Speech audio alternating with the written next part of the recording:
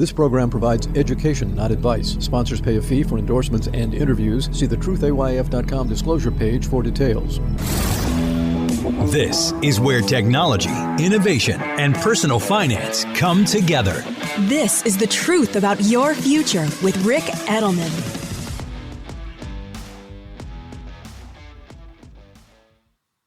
The Truth About Your Future with Rick Edelman is brought to you by Schwab. You want control of your financial future, and Schwab knows that. That's why when it comes to managing your wealth, Schwab gives you more choices, like full-service wealth management and advice when you need it most. You can also invest on your own and trade on Thinkorswim, the powerful award-winning trading platforms. Plus, you'll get low costs, transparent pricing, and 24/7 live help. Because Schwab understands it's your financial journey, and they believe you should have choices in how you invest. Visit schwab.com to learn more. It's Monday, August 12th. The crypto wars are over, and crypto has won. And I've got 3 examples of this to explain why that's true and why it is so important for me to be talking about this with you today. Because those who've been following the story of crypto over the past decade, those who have been paying attention to this podcast and our webinars and our conferences where we emphasize this new asset class, the first new asset class in 170 years. Yeah, the last time we had a new asset class was the discovery of oil in the 1850s. The notion of Bitcoin, blockchain technology, digital assets is revolutionary. This is as significant to the global economy as the invention of the internet was back in the 90s. There has been a raging debate over the past decade over whether this is legitimate, whether this is worthwhile, whether it's going to be sustained, whether it will survive and thrive. The debate is now over. There is no question that the answer is yes, that this technology has legitimacy, that it has revolutionary benefits for global commerce, and that it has entered the mainstream. And the evidence, though, that I'm going to cite for you, I said I had 3 pieces of it. I'm going to share them with you today. The reason I'm citing this, the reason I'm talking about what seems to be obvious to everybody, is that there remain a very small pocket of crypto haters who have been blasting and complaining and ridiculing and decrying the development of this technology for the past decade. And while they might have had some legitimate basis 15 years ago to wonder whether this innovation was a good thing or not, they persist in continuing to have that attitude. And it's perplexing. Worse, it's not just perplexing, it's now bordering on dangerous because of the misleading and flat-out incorrect statements that these folks are making. First evidence, John Reed Stark. John Reed Stark used to be the head of internet enforcement for the SEC, and he left that job back in 2009. Anyway, John Reed Stark clearly hates Bitcoin. He has written negatively about it ever since Bitcoin was invented, and he has lamented the fact that it has not yet gone away and disappeared. Well, last week, John Reed Stark posted a just diatribe on X. And here's what he wrote. And the voice you're about to hear is not John Reed Stark's. It is AI, not him. Bitcoin's not good for much of anything except giving people who have money to burn a novel way to set it on fire. Why did John Reed Stark say that? Well, Morgan Stanley had just announced that they are now letting their financial advisors recommend the Bitcoin ETFs to their clients. And John Reed Stark isn't happy about it. So he wrote this long post on X, and here's an excerpt of what he said. In my opinion, any of the 15,000 Morgan Stanley investment advisors who are also certified financial planners may lose their CFP credential quickly. This is an extraordinary personal risk for some of Morgan Stanley's advisors themselves, who could lose their credential as certified financial planners. The CFP board, who regulate and vigorously enforce the CFP credential, maintain strict guidelines for CFPs who peddle digital assets. Along these lines, the CFP board recently adopted revised sanction guidelines, revised fitness standards, and revised procedural rules, which took effect July 1, 2024. The CFP board's enforcement department is active, robust, and relentless in protecting the integrity of the CFP credential. For any CFP planning to peddle crypto assets, fail not at your peril. The CFP Board's enforcement department is watching and with one phone call can find out exactly what you are up to. Do not risk your career. Just say no. Wow, that is quite a tirade. The problem is that it is slanted, it's one-sided, and it's misleading. John Reed Stark makes crypto sound very scary, and he clearly says that if you're a CFP, if you're a certified financial planner, and you recommend Bitcoin, you're going to get sanctioned by the CFP board, and you're going to lose your CFP designation. That is total bullshit. John Reed Stark does not work for the CFP board, he does not represent the CFP board, and the CFP board has made no such statement. My company, the Digital Assets Council of Financial Professionals, is the official crypto education partner for the CFP board, and I've never heard them say anything of the sort that John Reed Stark is claiming. Let me tell you the truth about what the CFP board does say about crypto. The document that John Reed Stark is referring to is the CFP board's notice to CFP professionals regarding financial advice about crypto. That notice was written in 2022. The CFP board said they decided to issue the notice because they were getting questions from CFPs about whether the CFP board's Code of Ethics and Standards of Conduct applies to crypto. Certified financial planners, CFPs, are true professionals, and they want to make sure that they're following the rules. And the CFP board is itself a professional organization, and it wants to give the financial advisors who hold the CFP designation the clarity they need so they can conduct themselves properly. But John Reed Stark is making it sound like this document is brand new. It's not. It was written in 2022. It's 2 years old. And John Reed Stark is making it sound like the CFP board wrote it as a warning to CFPs not to go anywhere near crypto. The document says no such thing. In fact, let me quote directly from it, from the CFP board's 2022 notice. AI audio will help me out. The Code and Standards applies to cryptocurrency-related assets in the same way that it applies to all financial assets. That doesn't sound scary. That doesn't sound like the CFP board is saying crypto is different. Quite the opposite. The CFP board is saying to CFPs that you treat crypto like you treat every other investment. The Code and Standards does not require a CFP professional to provide and does not prohibit a CFP professional from providing financial advice about crypto. Wow. John Reed Stark was wildly claiming that any Morgan Stanley advisor who recommends Bitcoin is going to get slammed by enforcement. But the notice from the CFP board that John Reed Stark was quoting doesn't say that at all. They're saying, fine, do it, don't do it. We don't really care. It's up to you.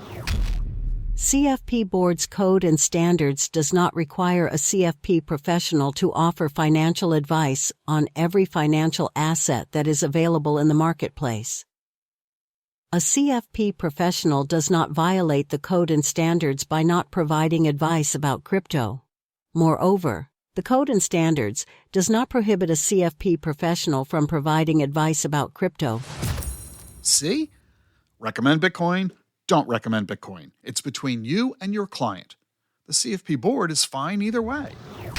Under the duty of competence, a CFP professional who lacks competence to provide financial advice concerning crypto must either gain competence, obtain the assistance of a professional who is competent, or refer the client to a professional who is competent.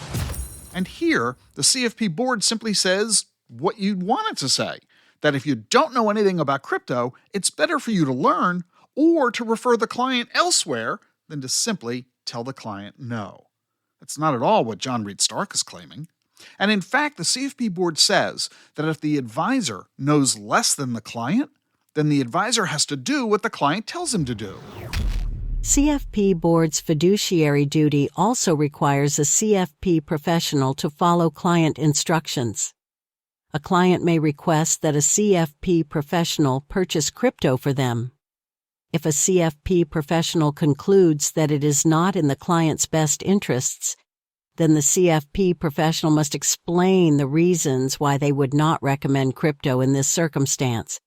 If the client nevertheless specifically directs the CFP professional to purchase crypto, then the CFP professional should review the firm's policies and procedures. If there are no firm policies that prevent the transaction, then the CFP professional should follow the client's instructions. So, how on earth does John Reed Stark come to the conclusion that a financial advisor will lose their CFP designation by letting a client buy a Bitcoin ETF? He's totally wrong and highly misleading. Here, in fact, is the CFP board's conclusion. Conclusion. The same standards apply to cryptocurrency-related assets that apply to all financial assets. To comply with CFP Board's code and standards, including the fiduciary duty and the duty of competence, a CFP professional must be competent to provide financial advice about crypto and consider these particular attributes and risks when providing that financial advice. So much for the stupid postings by John Reed Stark. The facts are not on his side, but he hates crypto so much that he'll apparently say anything. He distorts, he misleads, he takes out of context, he flat out lies, simply because he's a crypto hater, and he hates anyone who isn't a crypto hater. And instead of conceding that he's been wrong all these years, he goes and posts onto X a wildly inaccurate and false tirade aimed at Morgan Stanley financial advisors, and in fact all 100,000 CFPs operating professionally throughout this entire country. And in the process, he slanders the reputation of the CFP board, which is doing a great job at helping financial advisors serve their clients' best interests. If you're a Morgan Stanley financial advisor, if you're a certified financial planner at Morgan Stanley, heck, if you're a certified financial planner anywhere, if you're a financial planner, financial advisor at any firm, you need to realize that John Reed Stark has no credibility, is dead wrong about crypto, hates crypto, and is for some unexplained reason simply trying to scare you away from doing what you need to be doing to serve your clients' best interests. You need to completely ignore John Reed Stark. And the worst part of this whole thing is that he's not the only one acting this way. Find out who else is getting this wrong in 60 seconds. Stay with us for more here on The Truth About Your Future.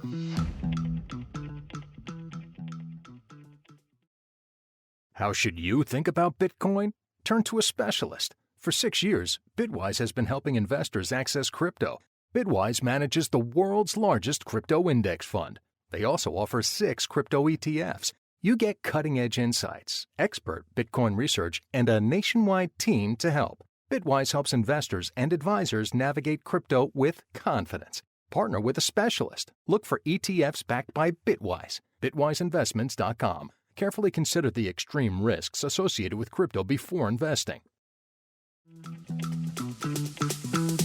Even Nobel laureates are getting it wrong. Consider this op-ed that appeared in the New York Times on August 1st by economist Paul Krugman. He hates Bitcoin too, and he has written why more than a dozen times over the years, and he's been consistently wrong. On August 1st, he wrote about everything that's happened in the election lately. Trump getting shot at, Biden quitting the race, the selection of Vance and Waltz, and here's what he said. Again, this isn't his voice, this is AI. I didn't anticipate the political twists and turns of the past few weeks, but then, who did? One thing I do blame myself for not seeing coming, however, is the extent to which this has become a crypto election. And then he wrote, 6 years ago, I argued that Bitcoin and other cryptocurrencies serve no useful purpose, that their market value rested on nothing but technobabble and libertarian derp. I stand by that judgment, which has actually been reinforced by the passage of time. Really? The past 6 years has reinforced his view? Over the past 6 years, Bitcoin's price has gone from 6,000 to 60,000. It's up 1,000%. In that same time, the Dow is only up 60%. Which would you say is the winner? The one that's up 1,000% or just 60%? Today, there are 420 million people worldwide who own Bitcoin, including 52 million Americans. No useful purpose. JP Morgan moves $2 billion a day in cross-border transactions using blockchain technology. Nike, Burberry, Starbucks, Breitling, hell, even the Norwegian Seafood Association, they all use this technology to operate faster, safer, and to produce higher profits. Bitcoin mining is a process that consumes huge amounts of electricity, generating lots of greenhouse gases. This claim is very old, it's very out of date, and it's very wrong. Today, more than half of all Bitcoin mining is from green energy. It uses just 0.2% of the world's energy. What problem does it solve that can't be handled more easily and cheaply in other ways? Well, you could make that argument against every new technology. Who needed telephones in 1876? After all, you couldn't call anybody, because even if you had a phone, nobody else had one. So who could you call? In 1977, Ken Olsen, the co-founder of Digital Equipment Corporation, at the time DEC was one of the largest computer hardware companies in the world, Ken Olsen said, and I quote, "There is no reason anyone would want a computer in their home." I don't think you'd say that now. Or consider the automobile in 1910. Slow, dangerous, expensive. Let's just stick with horses. When somebody hates an innovation, they use vague language devoid of any facts. They present it in a manner that's designed to scare you, and they publish it in an authoritative publication to impress you. When the locomotive first came on the scene, The Lancet in 1862 published a piece that said traveling by rail would cause headaches, deafness, insomnia, depression, numbness of the limbs, chilliness, softening of the brain, spinal softening, and epileptic seizures. Some people even argued you'd suffocate because you'd be traveling so fast you wouldn't be able to catch your breath. Crazy, right? But back in the day, people used that information to oppose the advancement of the railway industry. Hey, maybe Bitcoin and blockchain technology haven't yet achieved all their potential, but that doesn't mean they never will. So instead of bashing it and trying to ban it, how about trying to support it and improve it? For most of us, crypto assets have few uses other than money laundering, extortion, and scams. That's a great soundbite, but that claim is not supported by the facts. According to Chainalysis, illicit activity involving Bitcoin is only 0.15% of all Bitcoin transactions. Illicit use of cash, on the other hand, is 3 to 5% of all transactions around the world, according to the World Bank. Nobody's talking about banning cash, so why is he talking about banning Bitcoin? And when Krugman does offer a statistic, he inverts it to make an incredible number sound bad. Isn't a claim that crypto is basically useless refuted by the fact that crypto assets are now worth more than $2 trillion? No. This wouldn't be the first time that fast-talking operators with a good storyline have persuaded investors to pay large sums for ultimately worthless assets. The crypto asset class market cap is now $2 trillion. But instead of saying, wow, I never thought that could happen, and I'm impressed that the price has risen 1,000% in 6 years, he insists on sticking to his old refrain and somehow tries to suggest that reaching a $2 trillion market cap is a bad thing. That's an act of desperation by someone who knows they've lost the argument, but they're just not willing to admit it. Crypto isn't like a company with a well-defined bottom line. No, it isn't, Paul. So why do you persist in trying to compare it to one? You don't compare stocks to artwork or collectibles, yet you agree those have value. So why are you insisting that crypto isn't like a company and therefore it's worthless? Paul's argument simply makes no sense. Remember those Super Bowl ads? Sure I do. So what? I remember Bernie Madoff too. What does that have to do with anything today and with what's going to happen in years to come? This is just a great example that when you can't win on the facts, you cite some old, outdated story. It might not be relevant, might not be accurate, but it sure distracts people from the truth. The New York Times gives Paul Krugman a reputable foundation for his inaccurate whining. At the Washington Post, they don't publish op-eds of third parties. They write the opinion pieces themselves. Just last week, the Washington Post wrote an editorial complaining that Republicans love crypto and that Americans should beware. Here's what the Washington Post wrote. Nothing much has changed about cryptocurrency in years. In fact, the biggest news has been the spectacular crash of cryptocurrency exchange FTX and the conviction of its founder on fraud charges. Really? That's the biggest news? That news is 2 years old. You think nothing has happened in blockchain or crypto development or adoption since then? Seriously? In the past 7 months, forget about going back 2 years, just in the past 7 months, the SEC has approved both Bitcoin and Ethereum ETFs. Brazil, Russia, India, China, and South Africa have announced they're creating a payment system based on blockchain technology. The U.S. Senate Committee on Armed Services has directed the Department of Defense to explore the use of blockchain technology for national security. The California Department of Motor Vehicles has put 42 million car titles onto a blockchain to fight fraud. And the state of Michigan put $6.5 million of its pension assets into Bitcoin. And the Post just wants to talk about something that happened 2 years ago. Why aren't they covering all of this more recent news? I thought the Washington Post was a newspaper, not a history book. Cryptocurrency is a volatile asset with no intrinsic value. I guarantee you that the editorial board of the Washington Post has no idea what that sentence means. They merely quoted Warren Buffett and Jamie Dimon, who have been saying this for years, that Bitcoin has no intrinsic value.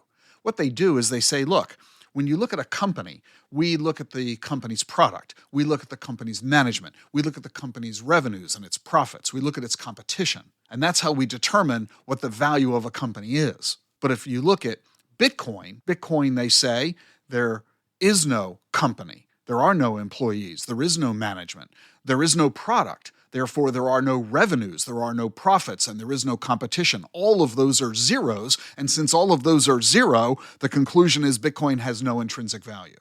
It doesn't make any sense. For the same reason that it doesn't make any sense to say that simply because Bitcoin isn't a company, it has no value, you could apply the same metrics to the Mona Lisa.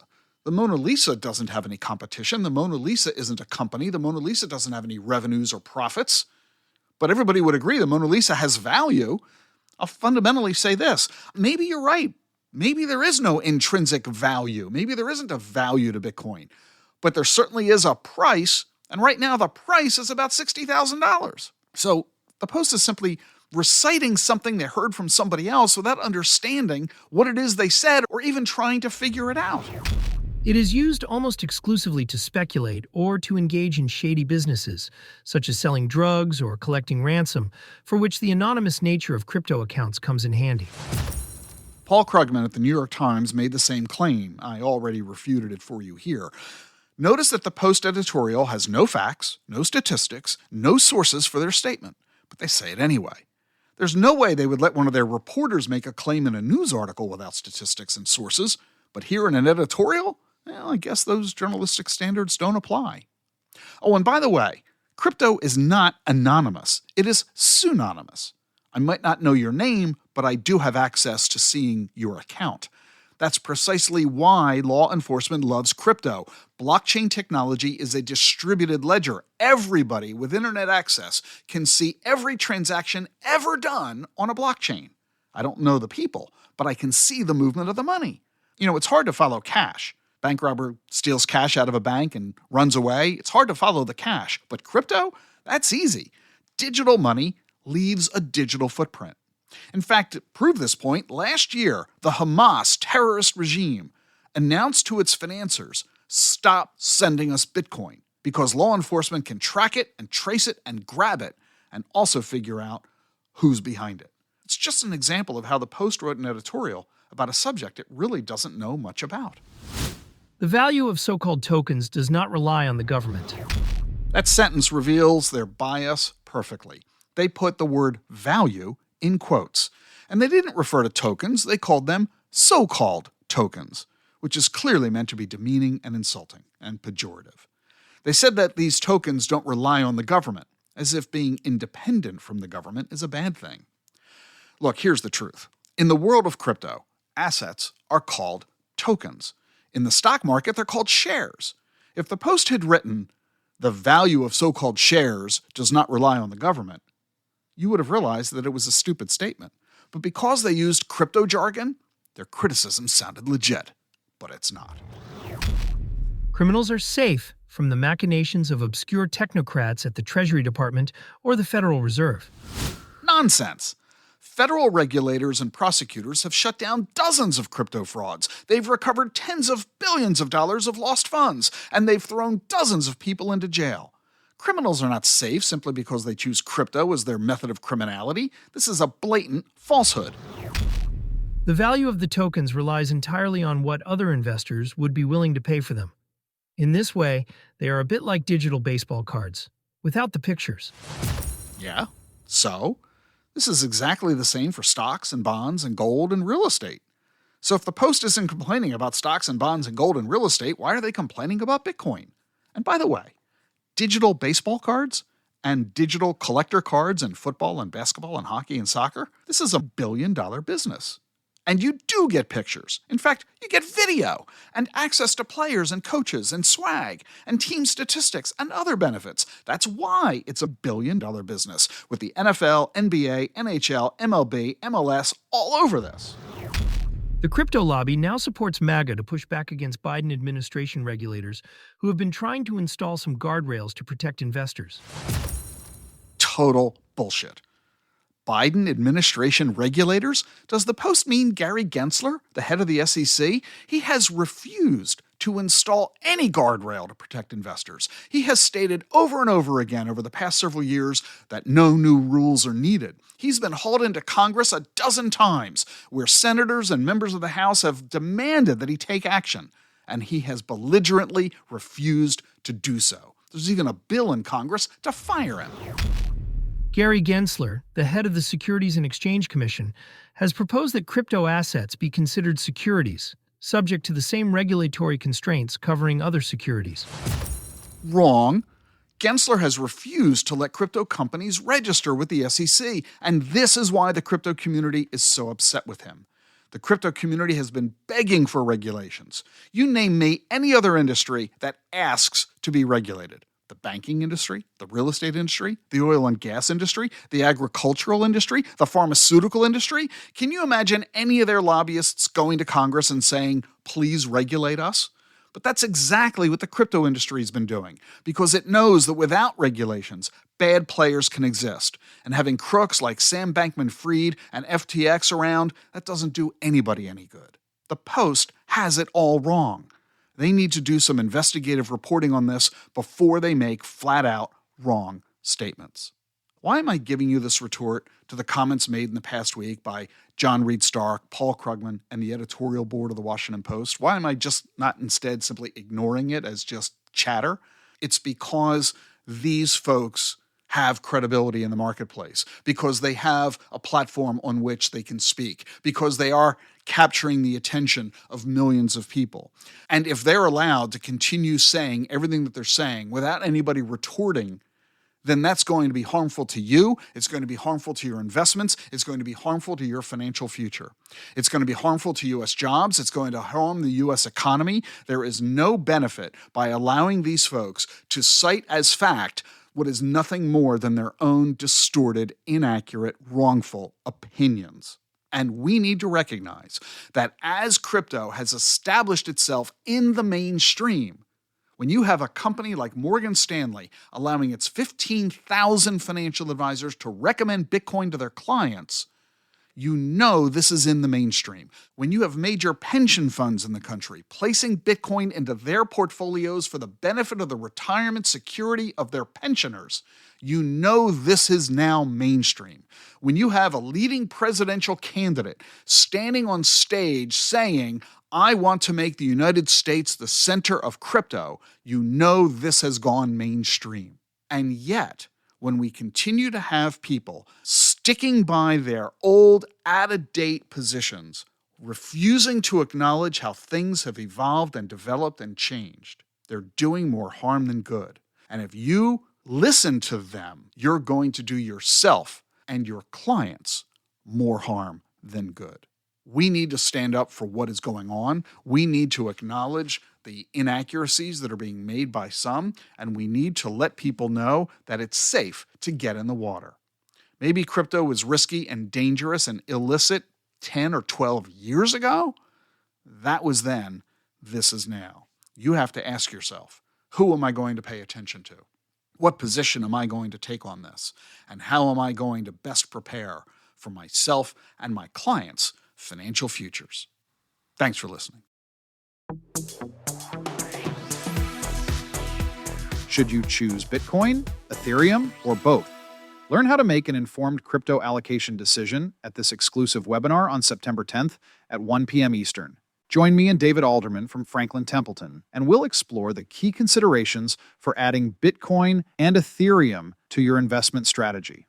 Learn how to make an informed decision with confidence. Earn 1 CE credit. Register for free today at dacfp.com. The link is in the show notes. I'm glad you're with me here on The Truth About Your Future. If you like what you're hearing, be sure to follow and subscribe to the show wherever you get your podcasts, Apple, Spotify, YouTube.